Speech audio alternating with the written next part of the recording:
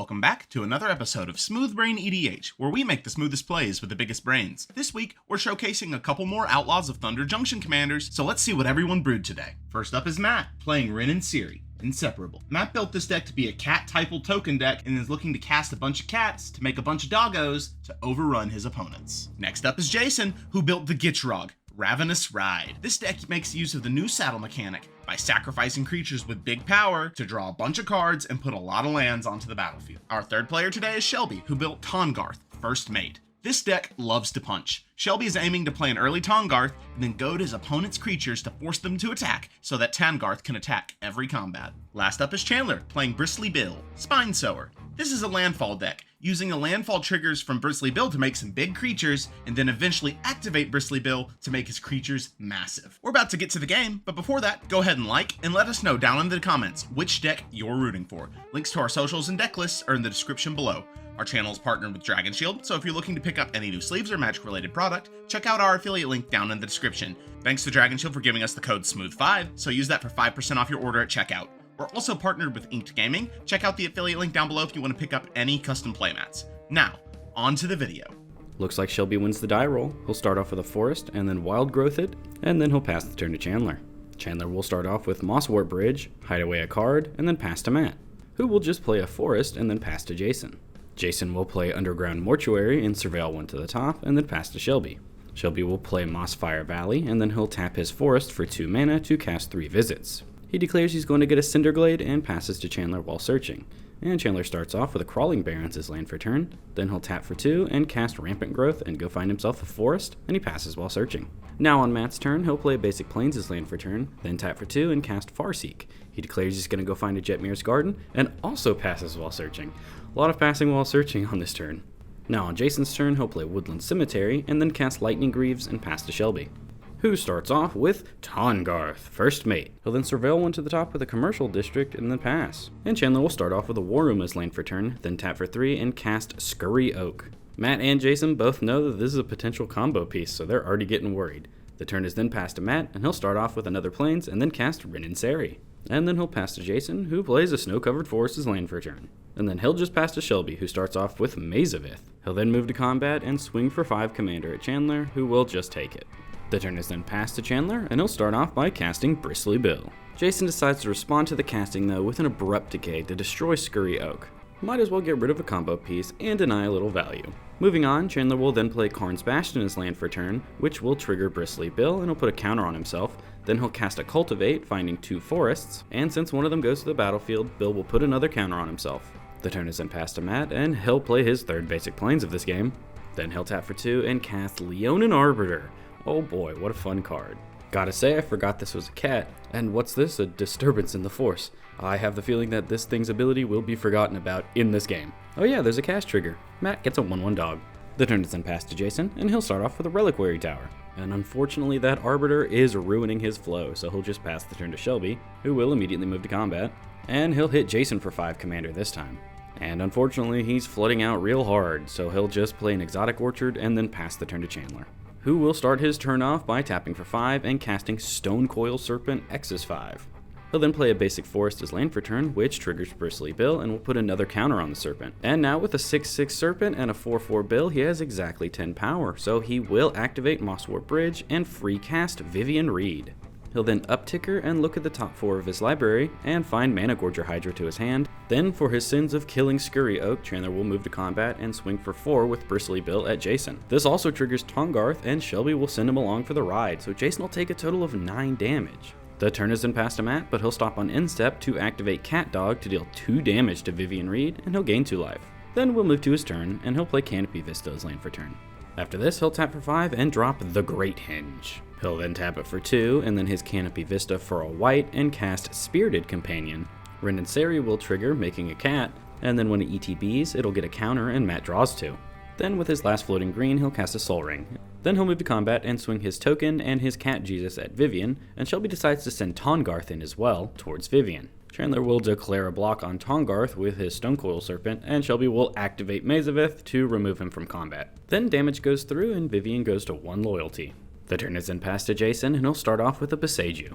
He'll then tap for 5 and cast a Shaya, Soul of the Wild. Shoes are then put on, and then the turn is passed to Shelby. and he'll start off with a mountain. Then he'll tap for 2 and cast Kedis, Emberclaw Familiar. After this he'll move to combat and he swings Tahngarth at Matt. On to blockers, Matt will bust a 1/1 cat. Then still before damage, Shelby will cast Teamer Battle Rage on Tahngarth, giving up double strike and trample. It resolves, then priority passes again, and thanks to Kedis, everyone takes 9. But Matt's his commander damage. And then the turn is passed to Chandler. He starts with a Vivian uptick and finds Wooded Foothills, then he'll swing for 6 at Shelby, and Shelby will activate his Mazavith. Then post-combat, Chandler taps for 6 and drops a Bane of Progress. This will destroy a total of 6 artifacts and or enchantments, and Bane of Progress will get 6 counters. Chandler will then play and fetch with Wooded Foothills, and yes, the entire table forgets about the Leonin Arbiter. He'll find a forest with this, and this gets him a total of 2 landfall triggers, one will go on Bill and one will go on the Bane. And then he'll pass the turn, and as you can see, he has 2 mana open, and he doesn't even use it till his next untap, so just a change in sequencing would have fixed this mistake. Now on a Matt's turn, he starts off with a forest, then he'll tap for 3 to cast and equip Basilisk Collar to his commander. Matt will then move to combat, and he hits Shelby for 3.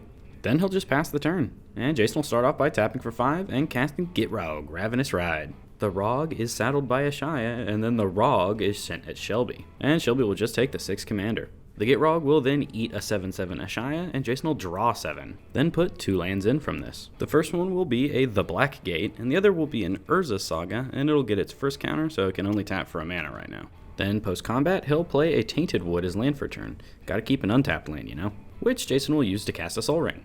The turn is then passed to Shelby, and he'll immediately move to combat and swing Tahngarth at Matt. Matt will respond by activating Rin and Seri to ping Tahngarth with Death Touch. And Matt gains a total of 4 life off of this. Then post-combat, Shelby will just recast Tahngarth, then play a Carplution Forest as land for turn, and then pass to Chandler, where he'll start off by activating Karn's Bastion to proliferate. After all of his counters go up by 1, Vivian is now high enough to be down-ticked, and he targets Basilisk Collars because I guess he feels threatened by it. After this, he'll cast a Tireless Tracker and then play a basic Forest as land for turn to get a 1/1 counter on it and also investigate. The turn is then passed to Matt, and he'll just play a basic Plains and pass the turn. Jason will start his turn off with a Lotus Cobra. Then he'll drop a Cultivator Colossus. Matt decides to respond to the casting by activating Rin and Seri to deal 2 damage to Lotus Cobra and gain 2 life. The Cultivator Colossus will then resolve, and with its ETB trigger, he puts in Command Beacon. Then he'll draw a card, and it stops there. Jason then decides he'd rather have chunky blockers than a big swing and draw from Gitrog, so he'll pass the turn to Shelby, who starts off with a Command Tower as land for turn. Then he'll cast Grinzo, Havoc Razor. After this, he'll move to combat, and Tahngarth is sent at Matt. And Matt realizes that since he's at the highest life total, if he just lets this through, Kedis will deal an extra 5 damage to Jason and Chandler as well. So yeah, he just lets it through. Grenzo will goad Rin and Seri, and then the turn is passed to Chandler, where he'll start off with a Garruk's Uprising and draw a card on ETB. Then he'll tap for 6 and cast Vorinclex, Monstrous Raider, and he draws a card upon ETB. He'll then play a Prismatic Vista as land for turn and put another 1/1 counter on Tireless Tracker. Chandler will then move to combat, and he swings Tireless Tracker and Vorinclex at Shelby, and then Bane of Progress at Matt. And Shelby will opt to send Tahngarth at Matt as well. And thanks to Garruk's Uprising, these all gain trample.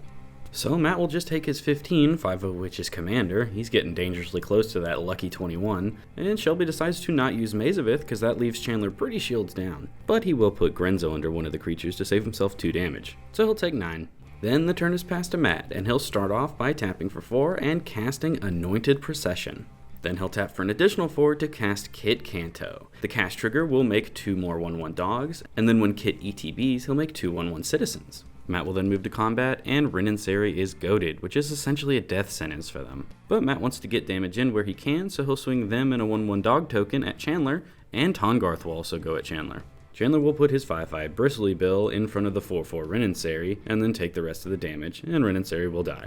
The turn is then passed to Jason, and his Urza Saga will max out, so he'll respond by floating a colorless mana, and then it'll sacrifice itself, and he does not pay 2 mana to Cat Jesus, because his tutor target is in hand. It's a Basilisk Collar. He'll cast it, and then equip it to Cultivator Colossus. Then he'll cast Psychosis Crawler, and then a Rotting Regisaur, which is immediately saddled up on the Rog. Then the Gitrog is sent over at Shelby, and the Cultivator Colossus is sent at Chandler. And Tahngarth joins the ride towards Chandler.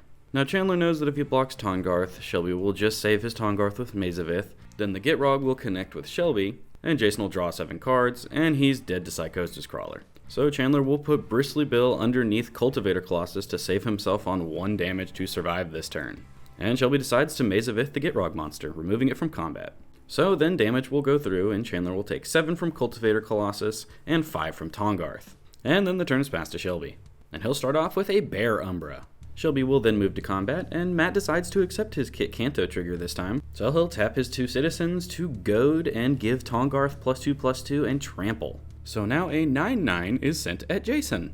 And Jason will block with the Rog, so he'll take 4 and then everyone else will take 4. And this kills Chandler. Shelby also gets to untap his lands, then he'll play him out in his lane for turn. Yeah, unfortunately bro is still flooding out, so he'll just pass the turn to Matt, who starts off with an Impact Tremors. Then he'll cast a Genie Fey, Trimmer Trigger, and then he'll move to combat and decides, you know what, I'm a little low and Shelby could kill me with commander damage, but he's been flooding out and needs trample to get through to me. I'm gonna full swing at Jason.